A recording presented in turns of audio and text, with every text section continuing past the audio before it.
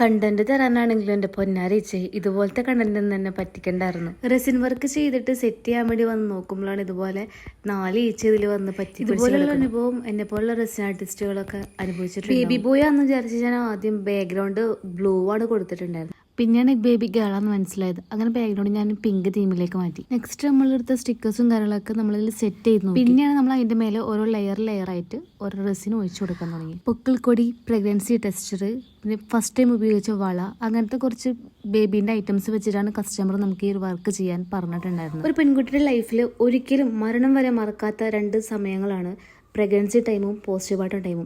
ആ സമയത്ത് അവൾക്ക് ഇഷ്ടപ്പെട്ട ഐറ്റംസ് ആരൊക്കെ വാങ്ങിച്ചു കൊടുക്കുന്നു, ആരൊക്കെ അവളെ സന്തോഷിപ്പിക്കുന്നു, ഓരോരുത്തരുടെ ബിഹേവിയർ, അവരുടെ പെരുമാറ്റങ്ങൾ, അവൾക്ക് കൊടുക്കുന്ന കെയറിങ്, അതൊന്നും ഒരിക്കലും നല്ലതായിക്കോട്ടെ ചീത്ത ആയിക്കോട്ടെ ലൈഫിൽ ഒരിക്കലും മറക്കൂല. അതേപോലെ തന്നെയാണ് ഇത് പ്രസവത്തിന് ശേഷം കുട്ടീൻ്റെ ഓരോ ഐറ്റംസ്, ഇതൊക്കെ സൂക്ഷിച്ച് വെക്കാൻ ആഗ്രഹിക്കുന്ന ഒരുപാട് പേരുണ്ടാവും. അതുപോലെ ഒരു കസ്റ്റമർ എനിക്കുന്ന വർക്കാണ്. നിങ്ങൾക്ക് ഇതുപോലത്തെ വർക്ക് വേണമെന്നുണ്ടെങ്കിൽ എനിക്കൊന്ന് മെസ്സേജ് അയച്ചാൽ മതി. ഈച്ച വീണത് എങ്ങനെ സെറ്റാക്കി എടുത്തു അടുത്ത വീഡിയോയിൽ നമ്മൾ കൊടുക്കുന്നുണ്ട്. പേജ് ഫോളോ ആക്കിയിട്ടൊന്ന് സപ്പോർട്ട് ആക്കണേ.